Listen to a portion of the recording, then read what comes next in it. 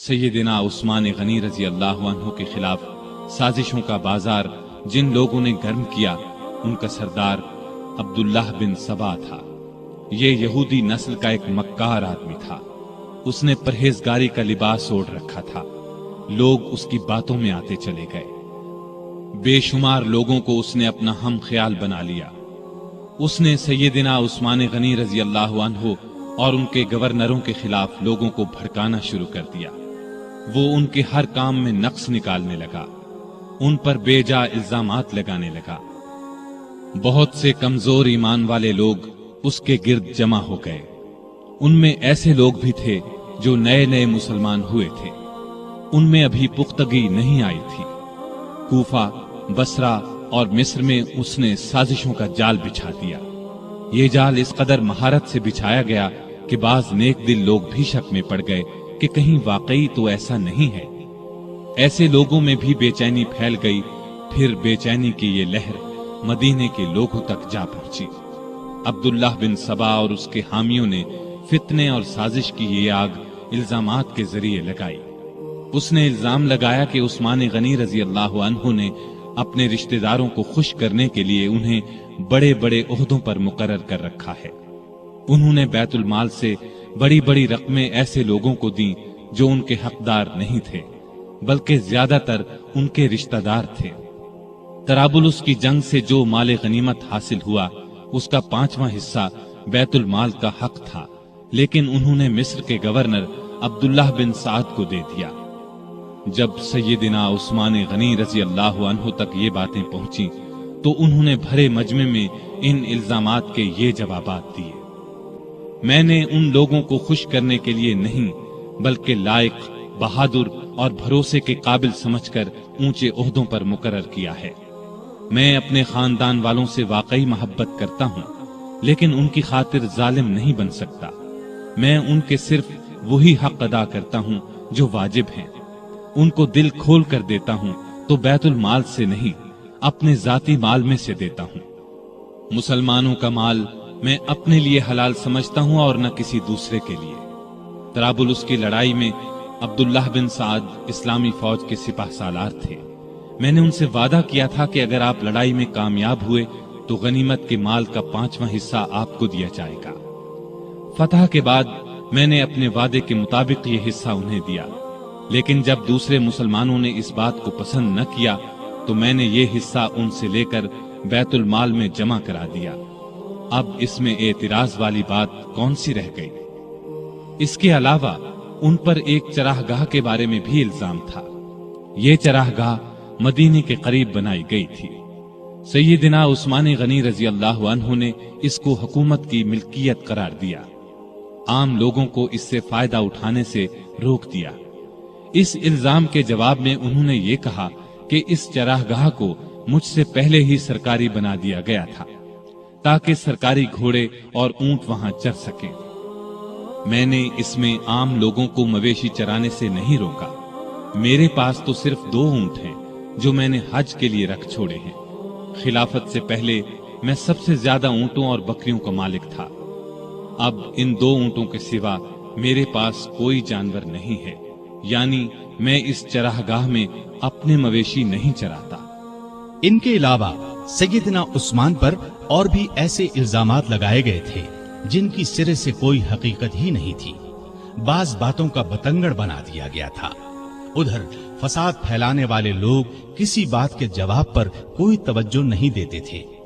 ان کی تو بس ایک ہی ضد تھی کہ سیدنا عثمان کو خلیفہ نہ رہنے دیا جائے۔ جب یہ لوگ دوسروں کو کھلم کھلا بغاوت پر ابھارنے لگے تو سیدنا عثمان نے صوبوں کے تمام گورنروں کو مدینے میں طلب کر کے ان سے مشورہ کیا کہ اس شورش کو کیسے رفع کیا جائے۔ بعض نے رائے دی کہ فساد پھیلانے والوں کو سخت سزائیں دی جائیں، لیکن سیدنا عثمان بہت نرم مزاج تھے، ایسا کرنا پسند نہ کیا۔ دوسری کسی رائے پر بھی اتفاق نہ ہو سکا۔ سارے گورنر اپنے اپنے علاقوں کی طرف واپس روانہ ہو گئے۔ ان کے جانے کے بعد سیدنا عثمان نے شورش دور کرنے کے لیے 3 کام کیے۔ ایک یہ کہ کوفے کا گورنر سعید بن عاص کی جگہ بزرگ صحابی ابو موسیٰ اشعری کو مقرر فرمایا۔ क्योंकि कूफे के बागी सईद बिन आस के दुश्मन बन चुके थे और उन्होंने ये मुतालबा किया था कि अबू मूसा अशरी को कूफे का गवर्नर बनाया जाए। दूसरा ये कि चंद सहाबा को तमाम सूबों में ये तहकीक करने के लिए भेजा कि लोगों की जायज शिकायत क्या हैं और उनको कैसे दूर किया जा सकता है। तीसरा ये कि मुल्क भर में ऐलान करा दिया कि जिस किसी को मुझसे या मेरे किसी हाकिम से कोई शिकायत हो वो हज के मौके पर पेश करे, मैं ये शिकायत दूर कर दूंगा और जालिम से मजलूम का हक दिलाऊंगा। जिस वक्त सैयदना उस्मान हालात को सुधारने की ये कोशिशें फरमा रहे थे, ऐन उस वक्त दूसरी तरफ मिस्र, कूफा और बसरा के साजिशी लोगों ने आपस में खतूत लिखकर खुफिया तरीके से तय किया कि अचानक मदीने पहुंचकर सैयदना उस्मान से तलवार के जोर पर अपने मुतालिबात मनवाए जाएं। आखिर ये लोग जिनकी तादाद हजारों में थी, एक ही वक्त मदीने पहुंचे। शहर से 2-3 मील दूर पड़ाव डाला। पहले उन लोगों ने मदीने के सबसे बुजुर्ग सहाबा अली, तलहा, जुबैर और साद बिन अबी वक्कास रज़ियल्लाहु अन्हुम को अपने साथ मिलाने की कोशिश की, लेकिन चारों ने उनका साथ देने से इनकार कर दिया। उसके बाद सैयदना अली जनाबे उस्मान की तरफ से बागियों के पास गए और उनके एक एक इल्जाम का जवाब देकर उन्हें वापस जाने की तरगीब दी। साथ ही उन्हें यकीन दिलाया कि सैयदना उस्मान तुम्हारे जायज मुतालिबात मानने के लिए तैयार हैं। इस पर सारे बागी वापस जाने पर रजामंद हो गए और अपने अपने इलाके की तरफ रवाना हो गए। इस वाक़े को चंद ही रोज गुजरे थे कि एक दिन मदीने की गलियां घोड़ों की टापों और इंतकाम इंतकाम की आवाजों से गूंज उठी। लोग घबराकर बाहर निकले। उन्होंने देखा कि मिस्री बागियों की जमात फिर वापस आ गई है। सैयदना अली आगे बढ़े और उनसे वापस आने का सबब पूछा तो उन्होंने जवाब दिया कि हम वापस जा रहे थे। रास्ते में एक शख्स को देखा जो मदीने की तरफ से आ रहा था और बड़ी तेजी से मिस्र की तरफ जा रहा था। हमें उसकी चाल ढाल से शुबा गुजरा। रोक कर उसकी तलाशी ली तो उसके पास से एक खत मिला। वो खत मिस्र के गवर्नर के नाम था। खत अमीरुल मोमिनीन उस्मान की तरफ से था। इसमें उन्होंने लिखा था कि जो लोग मदीने से मिस्र वापस आ रहे हैं उन सबको कत्ल कर दिया जाए। खत पर सैयदना उस्मान की मोहर भी लगी थी। इस खत को देखकर हमने समझ लिया कि हमारे साथ धोखा किया जा रहा है। अब हम इस धोखे का इंतकाम लेने के लिए वापस आए हैं। जब ये मुआमला सैयदना उस्मान गनी रजी अल्लाह अन्हु के सामने रखा गया तो वो बहुत हैरान हुए और कसम खाकर कहा, न मैंने ये खत लिखा न किसी से लिखवाया। इस पर लोगों ने ख्याल जाहिर किया कि ये खत सैयदना उस्मान के मुशीर मरवान बिन हकम ने उनकी इजाजत के बगैर लिखा है। उधर बागी तो फसाद पर तुले हुए थे। उन्होंने कहा, खत चाहे किसी ने लिखा हो, इसके जिम्मेदार खलीफा ही हैं, इसलिए वो खिलाफत से अलग हो जाएं। इसी दौरान में कूफा और बसरा के लोग भी वापस आ गए। उनसे पूछा गया कि तुम लोगों के रास्ते तो अलग अलग हैं, फिर तुम किस तरह रास्ते से पलट आए हो?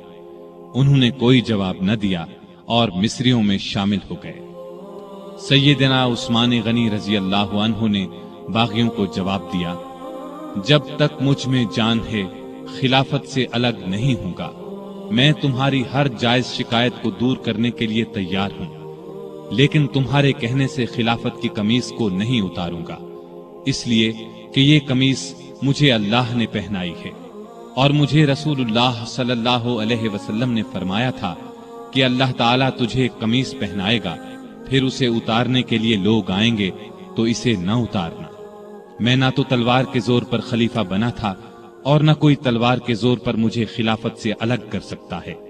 मैं रसूल सल्लल्लाहु अलैहि वसल्लम की वसीयत के मुताबिक आखिरी दम तक सब्र करूंगा। उनका ये जवाब सुनकर सारे बागी आगे बढ़े और अमीरुल मोमिनीन सैयदना उस्मान गनी के घर को घेरे में ले लिया। बागियों ने उनके घर को कई दिन तक घेरे में रखा। उन दिनों में इन जालिमों ने बहुत घटिया हरकत की। उनके घर में पानी और खुराक तक जाने से रोक दिया। एक रोज उम्मुल मोमिनीन सैयदा उम्मे हबीबा रजी अल्लाह अन्हा ने खाने पीने की कुछ चीजें लेकर सैयदना उस्मान गनी तक जाने की कोशिश की, लेकिन जालिम बागियों ने उनकी बेअदबी की और आगे न जाने दिया। ایک روز سیدنا علی رضی اللہ عنہ نے اپنے چند آدمیوں کے ذریعے پانی کی 3 مشکیں بھجوائیں۔ ان آدمیوں کو باغیوں نے روکا، لیکن وہ لڑ بھڑ کر اور کئی زخم کھا کر پانی کی مشکیں اندر لے جانے میں کامیاب ہو گئے۔ 1-2 بار پڑوس کے گھروں سے بھی خوراک اور پانی کی مدد پہنچی، لیکن یہ اتنی کم ہوتی تھی کہ بڑی مشکل سے 1-2 دن گزرتے تھے۔ مدینے میں جتنے بھی بزرگ اور جلیل القدر صحابہ موجود تھے، ان سب نے باغیوں کو بہت سمجھایا، لیکن باغیوں نے ان کا بھی لحاظ نہ کیا، کوئی بات نہ مانی۔ خود امیر المؤمنین سیدنا عثمان غنی رضی اللہ عنہ نے کئی مرتبہ باغیوں کو سمجھانے کی کوشش کی، مکان کی چھت پر جا کر کئی مرتبہ ان کے سامنے بہت با اثر تقاریر کی، انہیں یاد دلایا کہ رسول اللہ صلی اللہ علیہ وسلم جب مدینہ تشریف لائے تھے تو مسجد نبوی کے لیے جگہ تنگ تھی۔ آپ نے اعلان فرمایا تھا کہ جو شخص مسجد کے لیے زمین خریدے گا اسے جنت میں جگہ ملے گی۔ میں نے ہی یہ جگہ خرید کر مسجد میں شامل کی تھی، لیکن آج تم مجھے اس مسجد میں نماز پڑھنے سے روکتے ہو۔ ہجرت کے بعد سارے مدینے میں بس ایک ہی کنواں تھا۔ رسول اللہ صلی اللہ علیہ وسلم نے اعلان فرمایا تھا کہ جو شخص اس کنویں کو خرید کر مسلمانوں کے لیے پانی عام کرے گا اس کے لیے جنت ہے۔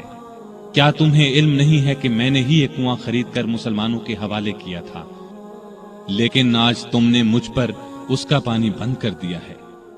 رسول اللہ صلی اللہ علیہ وسلم کے ساتھ میرا کیا تعلق تھا، کیا تم یہ بھی نہیں جانتے؟ ان کی یہ تمام باتیں بھی پتھر دل باغیوں کو ہلا نہ سکی۔ ان ظالموں نے امیر المؤمنین کے مکان کو آنے والے تمام راستوں پر پہرے بٹھا دیے تاکہ مدینے کے لوگ ان کی مدد کو نہ پہنچ سکیں۔ پھر بھی 700 بہادر مسلمان ہتھیار لگا کر کسی نہ کسی طرح سیدنا عثمان غنی رضی اللہ عنہ کے پاس پہنچ گئے اور امیر المؤمنین سے کہا، اگر آپ اجازت دیں تو ہم ان باغیوں سے لڑیں۔ اس پر عثمان غنی رضی اللہ عنہ نے فرمایا، میں تم لوگوں کو اللہ کا واسطہ دیتا ہوں کہ کوئی شخص میرے لیے اپنا خون نہ بہائے۔ اس پر چند نوجوانوں کے سوا نہ چاہتے ہوئے بھی باقی لوگ واپس چلے گئے۔ سیدنا عثمان غنی رضی اللہ عنہ نے یہ بھی پسند نہ فرمایا کہ رسول اللہ صلی اللہ علیہ وسلم کے شہر کو چھوڑ کر کسی دوسرے شہر چلے جائیں۔ وہ تمام مصیبتیں صبر اور شکر سے برداشت کرتے رہے، لیکن گوارا نہ کیا کہ لوگ ان کی خاطر ایک دوسرے کا خون بہائیں۔ ادھر مدینے میں یہ ہو رہا تھا، ادھر مکے میں حج ہو رہا تھا۔ اکثر لوگ حج کے لیے گئے ہوئے تھے۔ باغی بھی یہ سوچ رہے تھے کہ حج کے بعد لوگ مدینے کا رخ کریں گے اور موقع ہاتھ سے نکل جائے گا۔ چنانچہ وہ سیدنا عثمان کے قتل کا مشورہ کرنے لگے۔ سیدنا عثمان کو ان کے ارادے کی خبر ہوئی تو انہوں نے مکان کی چھت پر کھڑے ہو کر باغیوں کے سامنے یہ تقریر کی، لوگو، آخر تم مجھے کس جرم میں قتل کرنا چاہتے ہو؟ اسلام 3 صورتوں کے علاوہ کسی مسلمان کے قتل کرنے کی اجازت نہیں دیتا۔ یا تو وہ اسلام لانے کے بعد اس سے پھر جائے، یا شادی کے بعد بدکاری کرے، یا کسی کو جان بوجھ کر قتل کرے۔ اللہ کی قسم، میں نے ان تینوں میں سے کوئی گناہ نہیں کیا، پھر تم میرے خون کے پیاسے کیوں ہو؟ باغیوں پر اس تقریر کا بھی کوئی اثر نہ ہوا۔ انہوں نے 18 ذوالحج 35 ہجری کو امیر المومنین کے مکان پر حملہ کر دیا۔ گھر کے بڑے دروازے پر حسن بن علی، عبداللہ بن زبیر، محمد بن طلحہ رضی اللہ عنہم اور کچھ دوسرے نوجوان پہرا دے رہے تھے۔ انہوں نے باغیوں کا زبردست مقابلہ کیا اور زخم کھا کر بھی انہیں اندر داخل نہ ہونے دیا۔ اب 4 باغی ساتھ کے ایک مکان کے ذریعے دیوار پھاند کر اندر داخل ہو گئے۔ اس وقت سیدنا عثمان روزے سے تھے اور قرآن پاک کی تلاوت کر رہے تھے۔ ظالموں نے لوہے کی ایک سلاخ، نیزے اور تلوار سے ان پر وار کیے۔ ان کی زوجہ محترمہ سیدہ نائلہ انہیں بچانے کے لیے آگے بڑھیں تو تلوار کے وار سے ظالموں نے ان کی انگلیاں کاٹ دیں۔ اس طرح ظالموں نے 82 سالہ نہت امیر المومنین سیدنا عثمان رضی اللہ عنہ کو شہید کر دیا۔ انا للہ و انا الیہ راجعون۔ انہیں شہید کر دیا جنہوں نے اپنے آپ کو بچانے کے لیے ان کا خون بہانا پسند نہیں فرمایا تھا، ورنہ وہ فوج بلا کر ان سب کو قتل کروا سکتے تھے۔ ان کا خون قرآن کے ان الفاظ پر گرا، فَسَيَكْفِيكَهُمُ اللَّهُ۔ وہ جمعے کے دن کا تیسرا پہر تھا۔ ان کی شہادت کی خبر سن کر لوگ سناٹے میں آ گئے۔ ان کے گمان میں بھی نہیں تھا کہ بات یہاں تک پہنچ جائے گی۔ جنازہ رات کے وقت لے جایا گیا، ڈر تھا کہ باغی ناش کی بے حرمتی نہ کرے۔ اس مظلوم شہید کو بقیع الغرقد المعروف جنت البقیع میں دفن کیا گیا۔ آپ بہت خوبصورت تھے، ہمیشہ صاف ستھرا لباس پہنتے تھے، لیکن ایسا لباس نہیں پہنتے تھے جس سے غرور پیدا ہو۔ گھر کے افراد کو بھی ایسا لباس نہیں پہننے دیتے تھے۔ غذا عام طور پر سادہ اور نرم کھاتے تھے۔ اپنی روزی کپڑے اور غلے وغیرہ کی تجارت سے کماتے تھے۔ بہت دیانتدار اور کامیاب تاجر تھے۔ اپنی دولت اللہ کے راستے میں لٹاتے رہتے تھے۔ بہت زیادہ صفائی پسند تھے۔ جس دن سے مسلمان ہوئے تھے ہر روز غسل فرماتے تھے۔ خوشبو بہت پسند تھی۔ فرض نمازوں اور روزوں کی سختی سے پابندی کے علاوہ نفلی عبادت بھی بہت کرتے تھے۔ اکثر تیسرے دن روزہ رکھتے، رات کو صرف اتنا کھاتے کہ انسان زندہ رہ سکے۔ بعض اوقات تو ساری رات عبادت میں گزار دیتے۔ قرآن مجید کی تلاوت کا بہت زیادہ شوق تھا۔ تلاوت کے بغیر کوئی دن نہ گزرتا تھا۔ ہر سال حج کے لیے جاتے، آخری سال باغیوں کے محاصرے کی وجہ سے نہ جا سکے۔ لکھنا پڑھنا جانتے تھے، وحی کی کتابت بھی کرتے تھے۔ وحی نازل ہوتی تو اکثر نبی کریم صلی اللہ علیہ وسلم انہیں لکھنے کے لیے بلاتے۔ قرآن کے بہت بڑے عالم اور حافظ تھے۔ رسول اللہ صلی اللہ علیہ وسلم کی 146 احادیث آپ کے ذریعے سے امت تک پہنچی۔ شریعت کے مسائل سے بخوبی واقف تھے۔ لوگ ان سے مسئلے پوچھتے تھے۔ نبی کریم صلی اللہ علیہ وسلم کی دوسری بیٹی سیدہ ام کلثوم کی وفات کے بعد آپ نے کچھ اور نکاح بھی کیے۔ 9 یا 7 بیٹیاں اور 8 بیٹے ہوئے۔ 2 بیٹے بچپن ہی میں فوت ہو گئے۔ ان کے ایک بیٹے ابان نے شہرت پائی، بنو امیہ کی حکومت میں اونچے عہدوں پر کام کیا۔ حیا سیدنا عثمان میں بہت زیادہ تھی، حتیٰ کہ فرشتے بھی ان سے حیا کرتے تھے۔ اللہ کا خوف بہت تھا۔ موت، قبر اور قیامت کا ہر وقت خیال رہتا۔ آپ کی سخاوت انتہا کو پہنچی ہوئی تھی۔ کوئی دن ایسا نہیں گزرتا تھا جس میں وہ خیرات نہ کرتے ہوں۔ وہ اللہ تعالیٰ کے اس ارشاد کی مکمل تصویر تھے۔